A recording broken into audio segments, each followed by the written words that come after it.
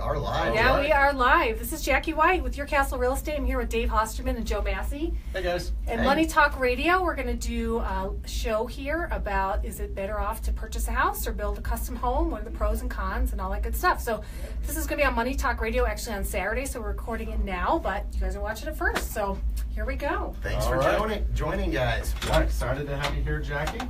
We're going to go ahead and get started on the show here. If you would, make sure your phone is turned off or on vibrate. Let me put mine on the airplane mode here.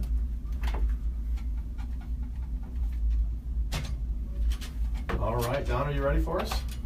All right, Dave, we'll go ahead and go in 5, 4, 3, 2. Good morning, Denver, and welcome back to the Mile High Mortgage and Real Estate Report, brought to you by Castle & Cook Mortgage, providing nationwide world-class customer service right here in the Mile High City. I'm David Osterman, along with my co-host Joe Massey, providing you with over 20 years of experience in mortgage lending. We are here to share inside knowledge and experience of the home buying and refinance process.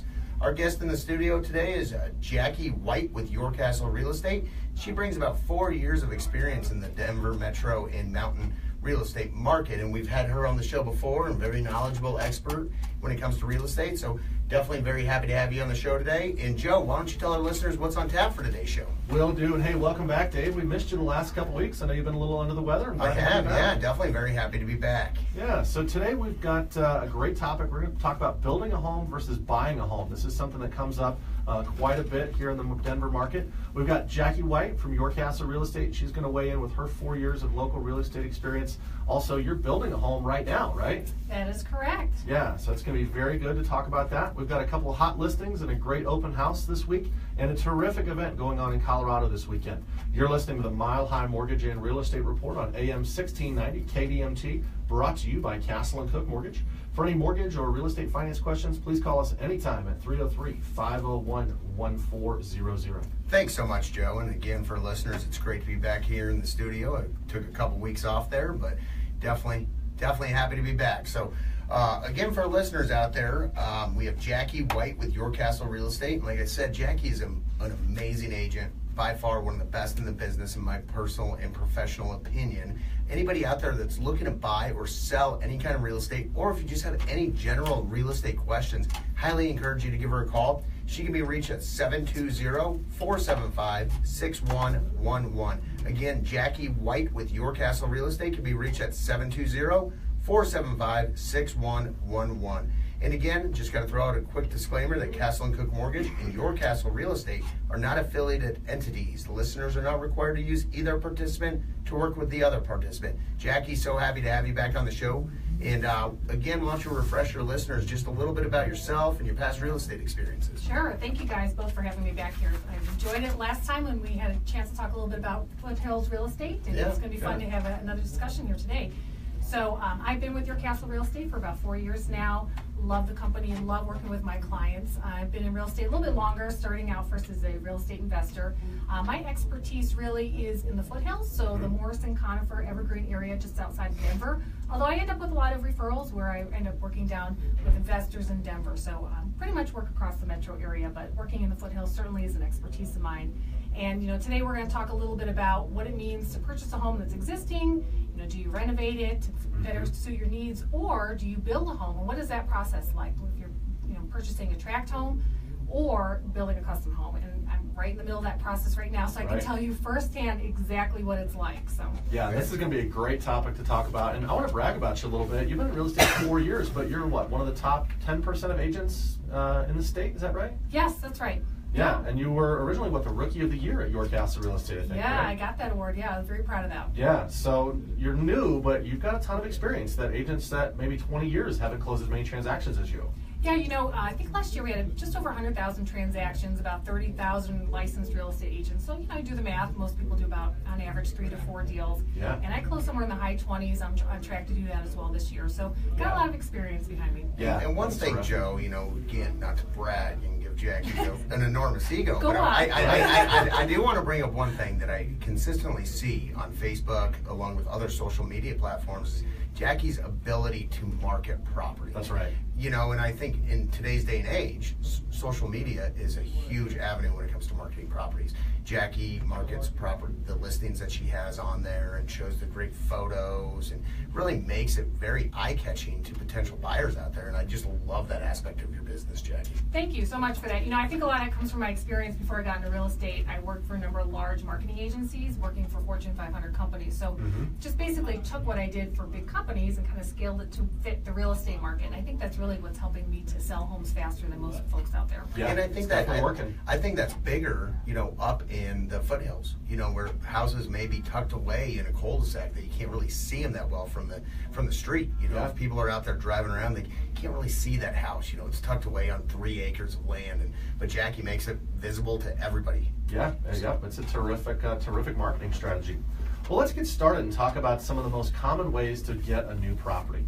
Obviously, you can buy a finished home. This is pretty common. You know, you go out, you look at properties, they're on the MLS, you purchase one.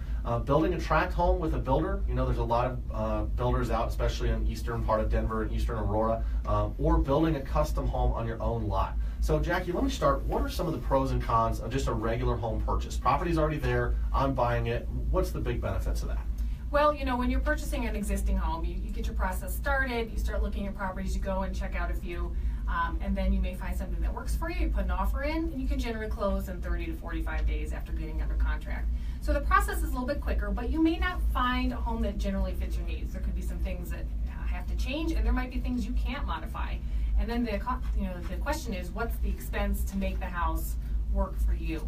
Right. So, and then you've got to come up with the money for the renovations afterwards. So, you know, there are some pros and cons, certainly a much quicker process, but you may not get your exactly 100% perfect home. Right, and it might not be brand new, right? It could be 20 years, 30 years, 50 years old, may have been beat up, might need new electrical, new plumbing. You kind of never know what you're getting, right? Yeah, and some of that stuff is very difficult and costly to, you know, retrofit. So like if you've got aluminum wiring and redoing that throughout the house, it can be expensive. If you've got a brand new house, the walls are open, you can just go ahead and take care of things right away from step one.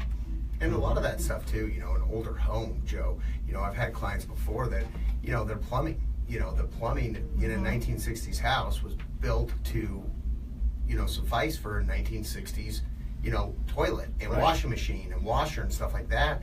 And, you know, you get these clients that put in low flow toilets, low flow washers, dryers, and all of a sudden they start getting plumbing backups, you know. So I think Jackie's right. And also too, it seems to me that most clients, you know, they want something that's turnkey. Yeah. And when we say turnkey, that's move-in ready, that they don't need to do anything. And a lot of times with your older houses, they're not going to be turnkey. And like Jackie said, you're going to have to spend money after the fact renovating the house and getting it up to the standards that you want to live in. Yep. Now, what about a tract home? You go out to, you know, these are all over in Castle Rock, northern Denver, up in Thornton area, Henderson area, eastern Aurora.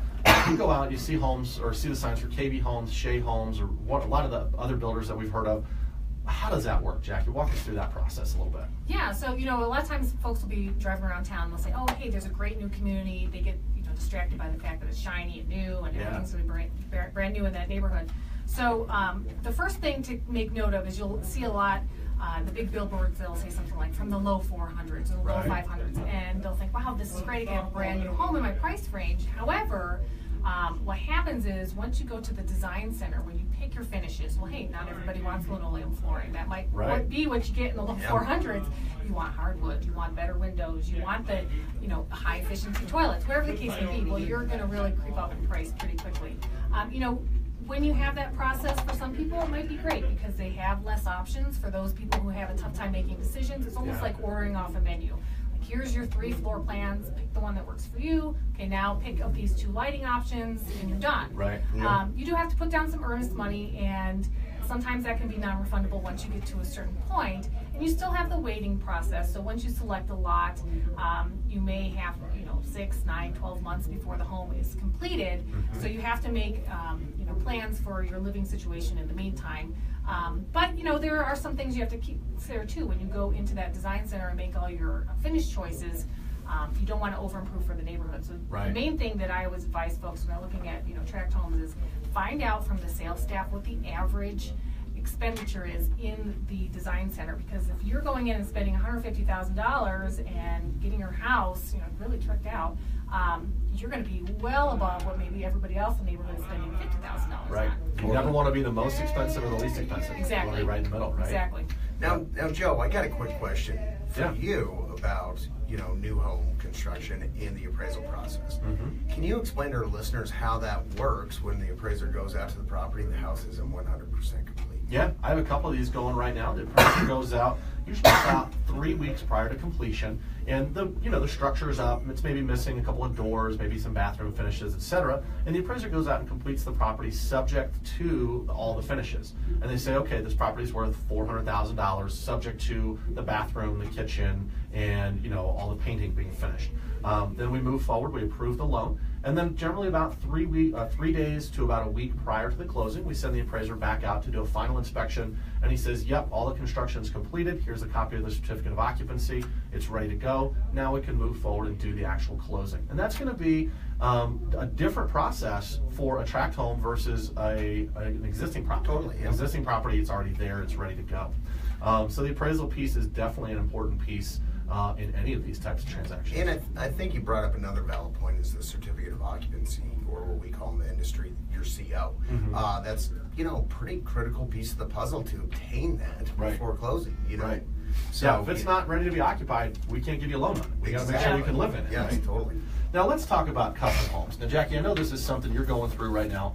This is a little different than a tract home. This is, I'm going to find a piece of land and I'm going to build my mansion or my shack or whatever I want on it, Or right? your tiny or home. my Your tiny tiny home. home, Yeah. yeah. So tell us about that. How does that work? Okay, so when you're deciding that you want to go forward with a custom home, the first thing you really want to do is interview some builders and Okay. really get a sense of budget, because I think a lot of people out there, they'll talk to me and ask me about the process because I'm going through it right now. Mhm. And I was in the same boat. Your expectations as far as cost are extremely lower than what they actually are. Yeah. And you can certainly spend within your budget, but you may be really limited as to what you're going to get in terms of size, finishes, and to go through this hassle and be disappointed is not something I would encourage anybody to do in terms of what the actual outcome is. So the first step really is to interview some builders, make sure that you're on track with their reputation, look at their track record, find out what their communication style is like, and make sure this is somebody you're going to be okay with working with, because this process can take 1 to 2 years Yeah. from beginning to end, and so you've got to have a good rapport with this person and be on the same page. The other thing is you're going to have to look at an architect too and make sure that what you're looking to build and what your program is going to fit within your budget. So that's pretty critical. Right. Yeah. Is this property going to make sense for the building code, for the local restrictions, et cetera? And that's where the architect really comes in, right? Mm-hmm. And then the other person that's really critical to your team too that I hired as well is a land planner. So that person Okay. comes in and they take a look, especially in the mountains, this is really important, looking at the land, taking a close look at the terrain, deciding where do you put the house to maximize the view, minimize the grading and the excavation, and those are really big expenses. Sure. And especially in Jefferson County, they changed the driveway grading requirements, and so they have to ensure that the fire department can get in with their apparatus, turn around, Yep. and be Yep. able to Yep.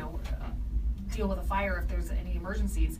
And there's a lot of lots out there right now that are non-buildable, or it's going to be so expensive and cost prohibitive to actually do the excavating that it's just not even worth it. So Right. Yeah. That lot for 5 acres might be on the market for $100,000. You're like, oh my God, this is a great deal. What a steal, right? You buy it, and you're like, wait, I can't build anything on it. I just Yeah. wasted all my money. It's a really great camping spot, Right. right? And from a lending standpoint too, we require the roads to be accessible Year round. Yep. Year round. So, that's another critical piece of the puzzle that people may not know, that if the roads are not accessible year round, we may not be able to lend on that. Absolutely. The lot that I'm building on is off of a private road. And so we have a service agreement that's written and recorded at the county. And I know that Exactly. helps from a Yep. lending perspective. So that somebody's going to be plowing the road, who's maintaining it Yep. over time. That's pretty important too. So there's a lot of due diligence that happens when you identify a lot that's going to work for you. And you have to spend a lot of money up front to make sure you're buying something that's going to work. So, Yeah. Very critical. So you can't just pick any piece of land and throw a house on it. There's a lot of steps. yeah.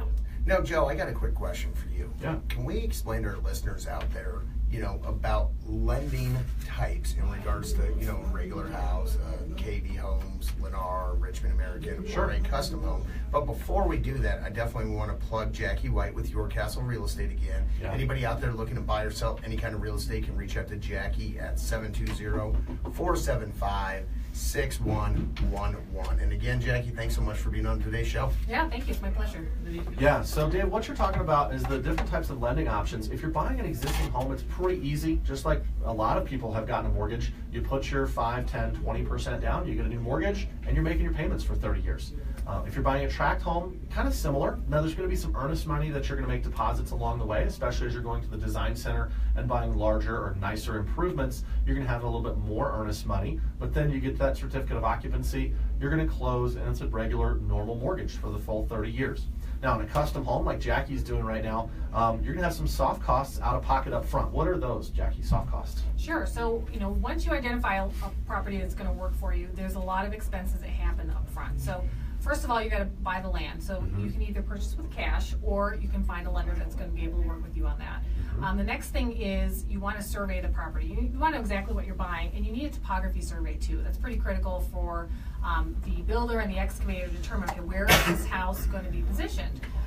Again, I highly recommend hiring a land planner. That person goes down to the county, they do some research, they check and make sure it's a buildable lot. There's a lot of things that happen behind the scenes at the county that can really make that go sideways if you don't do your proper due diligence. Yeah. You got your architect. You're going to have to pay for them up front. That typically happens before you open your loan. You're going to also have to clear the site. So if you don't have an open meadow, you're going to have to go through and do fire mitigation, clearing out the building envelope, which is where the house goes, the defensible space outside of that. I'm talking in mountain terms, of course. Sure. And then, that's a lot of money too. And so on top of that, you have to do soils engineering. You have a lot of permits. You have to do the site clearing. So you're looking at a tune of somewhere to $45,000 to $50,000 of upfront, out-of-pocket expenses before you even start your construction Before there's loan. been one nail, one hammer, anything, 40 to 50 grand. There's no right? lumber on site. Nothing's happening. You're just spending money on getting this piece of land ready to go. Yep. Then from there, we're going to do a construction loan. It's kind of like having a big credit card. We say, all right, our budget is $700,000. You get your first $50,000 draw to do the excavating, do some dirt moving, etc. Then the $50,000 for the foundation, $50,000 for framing, and it just goes on and on and on a schedule, basically once a month that your lender gives you in advance. Is that right? Yeah, it really depends on where the contractor is and when they need to pay their subcontractors. So you've got the electricians, the plumbers, the framers, and they all need to be paid on regular intervals. So it's really critical to have a lender that's going to pay in a timely manner. Right. Imagine if you're an electrician on a job site and you're waiting for the lender to pay out for 2 weeks for your costs to pay your employees. Right. Well, you're probably not going to show up to work the next day. So it's important that those draws get paid out in a very quick manner, like generally within a few days. Yeah, that's really critical. And then, of course, that construction loan has closing costs associated with it, and then the interest is included in the construction loan generally. Is that right? Yeah, you can usually work with a lender that will be able to roll that into the construction loan, so you're not paying out of pocket during that construction period,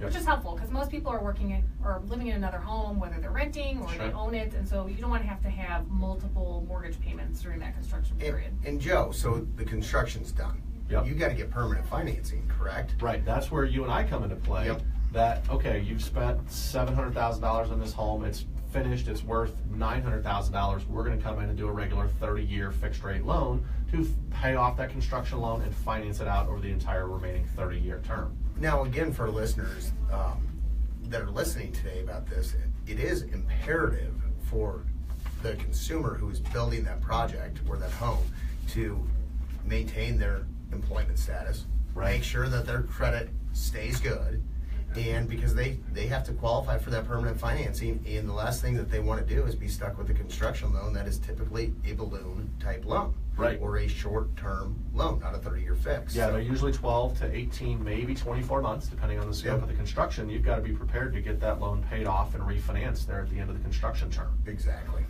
Yeah, a lot of people ask me, what are some of the risks of building? And that certainly is one of them. If you're purchasing a traditional home, you've got 30 days to close. So unlikely that something catastrophic, knock on wood's going to happen that time period. But if you start a construction loan, you've got 12 months before you finalize that.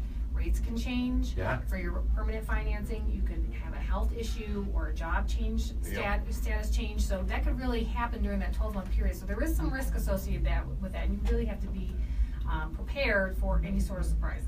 Yeah, you want to make sure you're in a really stable spot in your life, and you can afford the money, you can afford the time, because it's almost like having a second job. Yeah, right? it is. Even with a builder. Yeah, and, I have to tell you, my husband and I are really decisive. We're on the same page, and we have had a lot of meetings. It's almost like having another job. You've got to go and pick out every last detail, so whether it's the doorknobs or the cabinetry or the countertops, the windows. I mean, there is something that has to be chosen, several times a month. And, for some people, that might be overwhelming because you've got so many options. Yeah. And you could go back and really spend a lot of time making, second guessing yourself. And so it does take a lot of time. So you have to be prepared for that. Is that going to fit in with your lifestyle, with your current job and your family activities and everything else you have going on? And how often are you out there?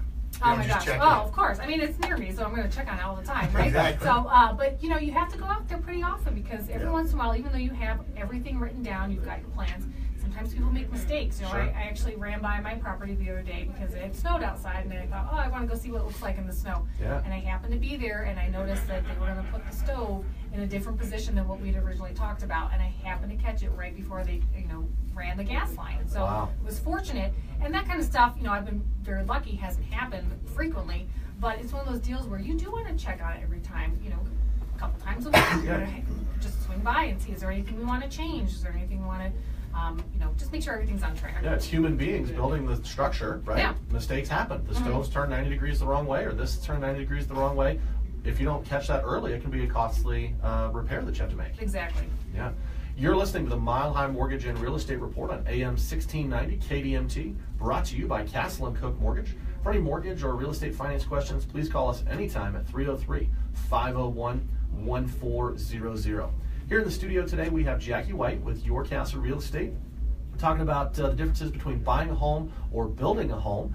Jackie, if somebody wants to get in touch with you with questions about this, what's the best phone number they can reach you at? Yeah, the best number to reach me is on my cell phone, which is 720-475-6111. Excellent, thank you. Now, Dave, I think we've got a couple of great open houses this weekend. Tell us about those, if you would. We certainly do, Joe. The first open house of the weekend is presented by Jennifer Pollock with Keller Williams Realty downtown. This property is located at 9439 East 109th Avenue in Henderson. This just opened up at 11 a.m. and it is going to be held open until 3 p.m. This is listed at $350,000. It's a 3-bed, 3-bath, single-family residence with a 2-car attached garage, and it has an amazing wraparound porch that you definitely want to check out. It's located in the Bell Creek neighborhood, which is walking distance to shopping centers, parks, and a community garden. And the second open house, Joe, we have is going to be presented by Cynthia Munson with Metro Brokers Realty Oasis. This property is located at 6591 South Otis Way in Littleton. This is going to be held open today from 11 a.m. until 4 p.m., along with tomorrow from 11 a.m. to 4 p.m. This is listed at $365,750. This is a 3-bed, 3-bath house with just over 2,600 square feet. It's got an attached 3-car garage. This is a great house. It's a great fixer-upper in the highly desirable Littleton area. And this property is going to be going to auction on 4/22. So if this is something you like, definitely highly encourage you to make an offer fairly soon. Yeah, get out there and see that property. We have also a terrific event coming up, the charity pool tournament to benefit Freedom Service Dogs. The event is being organized by Ray Coquinos of Your Castle Real Estate. The tournament's going to be held this coming Monday, April 24th at 7 p.m. at Felt Billiards in Inglewood. All proceeds from the event are going to benefit Freedom Service Dogs. The entry fee is $40 for beginner to intermediate pool players. Should be a terrific time and supports a great cause, Freedom Service Dogs. They really do a great job getting service dogs out there to our veterans. So please make sure you stop by Felt Billiards on Monday, April 24th at 7 p.m. Now, Jackie, as we're wrapping up here, you're building a new home. Is it worth it? Is it worth all the struggle? I've been asked that a few times. Well, I'll tell you, we're designing this house so we don't have to do it again. Okay. Exactly. So I'm fortunate, I'm young and healthy, but we're looking towards the future. Wider doors, 0 entry, master on the main, laundry's on the main floor. So we can be here for a pretty long time. Yeah. It is quite a process. I don't know that I would necessarily jump into it enthusiastically again. There are certainly a lot of risks and rewards associated with it. We've had some weather delays that Sure. did not allow us to pour concrete in a timely manner for our foundation. And we had some things that pop up, like the county took forever to get our permitting, and that's just something you don't have a lot of control over, no matter how loud you kick and scream about it. But we're going to get a house that is in a location that we love. It's It's near family. It's a neighborhood that we are really enthusiastic about, where we currently live.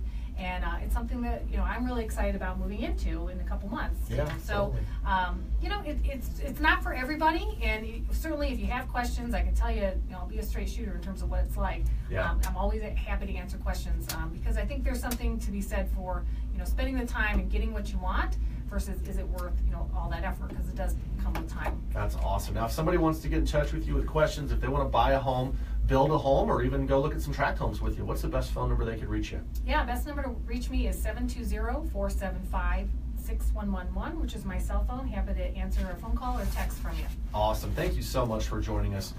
Listeners out there, make sure you tune in next week. We're going to have Justin Cooper from Pine Financial. He's going to be talking about strategies for purchasing investment properties in the Denver market. And if you have any questions about buying a home or refinancing your current mortgage, please feel free to call us anytime at 303-501-1400. Thank you again for tuning in to the Mile High Mortgage and Real Estate Report on AM 1690 with your hosts David Hosterman and Joe Massey. Have a great weekend. Make sure you get out to that charity pool event on Monday. Stop by those open houses. And if you have any questions about buying or building a new home, be sure to reach out to Jackie White, 720-475-6111. Have a great weekend, and we'll see you next Saturday at 11 a.m. Great job. All right. That's Good job, a wrap. guys. Yeah, thanks for watching, guys. Call was me if you have fun. questions. See ya. I gotta finish up.